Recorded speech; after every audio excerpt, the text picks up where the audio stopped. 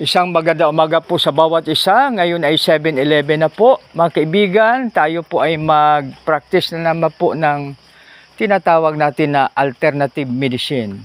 Mga kaibigan, ang ating kapatid po rito ay mayroong tinatawag na rheuma o kaya arthritis, no?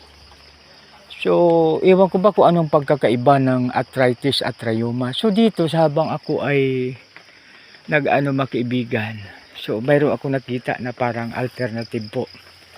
So, dahil ang mga gamot ay galing din po yan sa nature, no? So, pero mag-iba tayo mga kaibigan. Dito ang dami ng pwedeng iulam, kaya bigas na lang ang kulang dito, no? Bigas na lang, din after that, no? Ito gulay, no? Asin pa pala kasi mayroon ding balinghoy, no? So, yan, ito muna. May niyog pala rito. Wow. Ay, pwede pa mainom siguro ang kwan ito. Pwede pa mainom ang kanyang tubig. Mamaya subukan ko. Ito po mga kaibigan. Oh. Ito ay isa sa mga kwan. Ayan.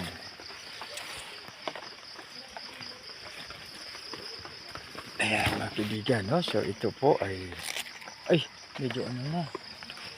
Ito na. Wow. Ayan, pwede na ito. Ayan. Ito mga kaibigan ng saging na saba-saba po kasi ito. So yan ito. So ito na po siya, no?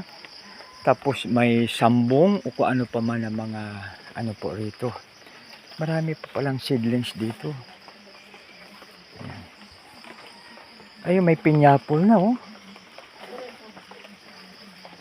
Yan, oh. Yung pinya, parang ano na, pwede nang kainin siguro yan. Parang hindi pa, no? So, yan.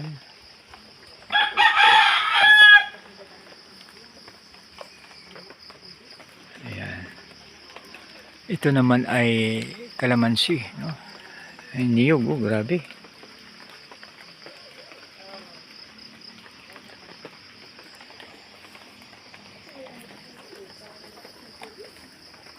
So, napakaganda talaga pag sa nature po tayo, no?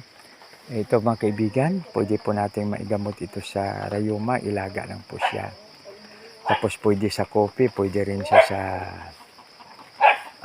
ano ba ito?